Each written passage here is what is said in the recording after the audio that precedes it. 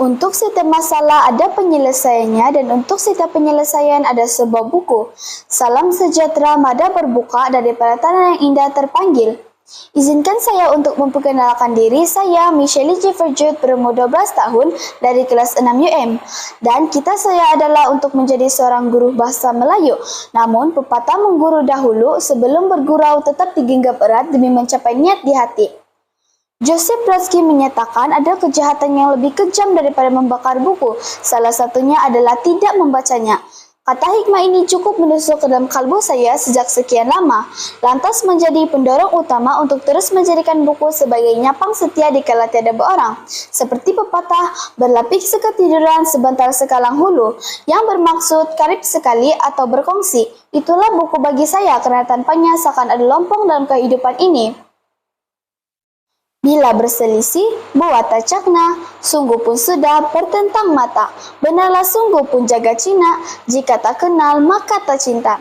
Pada hari yang indah ini, saya amat teruja untuk mengongsikan sebuah cerita yang telah saya baca daripada sebuah buku. Buku ini bertajuk Bahagia Sesudah Derita, karya oleh M.D. Akhir Leman atau nama samarannya M.E. Sukma. Beliau lahir pada tahun 1932 di Kampung Air Tawar, Perak, Darul Rizwan. Novel ini diterbitkan oleh Dewan Bahasa dan Pustaka dan dicetak pertama kalinya pada tahun 1958. Namun, novel yang saya baca ini adalah merupakan edisi kedua cetakan pertama 2004 oleh Dewama Sendirian Berhad.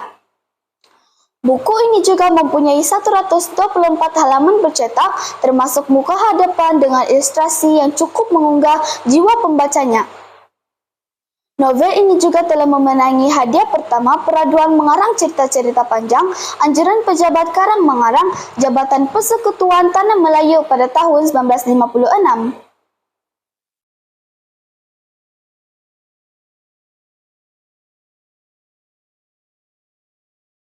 Cerita dalam novel ini berlatar belakangkan kampung Melayu tradisional atau lebih tepatnya lagi kampung Seberang yang terletak di negeri Perak. Penulis menggambarkan kehidupan penduduk kampung sebagai masih berharap kepada hasil hutan seperti memburu, mengambil bertam untuk dibuat raga, memungut kayu api, dan mengair di sungai. Terangkit-angkit seperti rumput di pintu. Inilah peribahasa yang menggambarkan kehidupan Harun dan ibunya Halimah setelah kehilangan insan tersayang yang bergelar ayah dan juga suami, yaitu Kadir. Kehilangan Kadir merupakan titik pemulaan kesempitan hidup yang dialami oleh Harun dan ibunya. Ini karena Kadir merupakan individu yang membawa rezeki ke rumah itu. Kering pengayu di tangan, kering uang di pinggang. Inilah keadaan kehidupan seharian yang dialami oleh mereka. Setiap hari ibunya akan menarik getah dan hasil pendapatan itulah yang menampung kos kehidupan seharian dan persekolahan Harun. Namun, perkara ini tidak sekalipun membuat semangat Harun kepam. Malah, ia menyimpan cita-cita untuk berjaya dan membantu ibunya untuk keluar daripada kepompong kemiskinan. Melihat kepada semangat ini, ia memberikan saya semangat baharu dalam menumpukan kehidupan seharian sebagai seorang murid dan anak.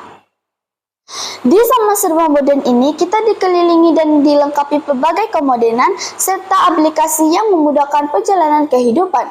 Rengsanya, kita hanyut, lalai, dan alpa hingga mengabaikan pelajaran selain pipinya rasa hormat terhadap orang lain. Penulis M.D. Akhir Leman dalam cerita ini juga mengajar kita untuk menjadi seorang insan yang ampuh walaupun daif. Seperti pepatah, tak hilang cahaya manikam oleh jatuh kelimbahan sekalipun.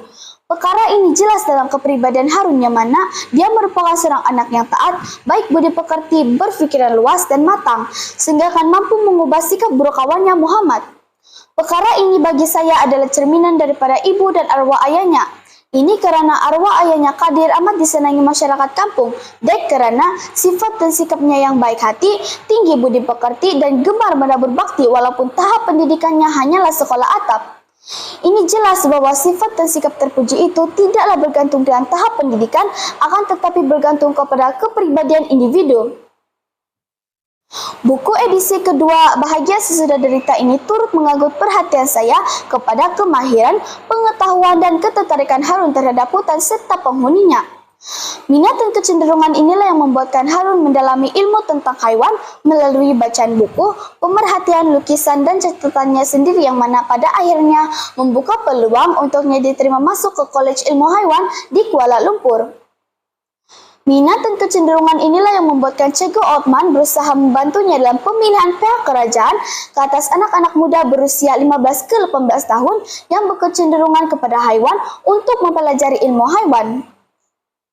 Usaha Cego Othman amat signifikan dalam konteks pendidikan pada zaman ini. Sungguh pun suasana dan fenomena pendidikan telah berubah, namun keikhlasan seorang guru dalam membantu anak didiknya untuk berjaya masih terus berlaku.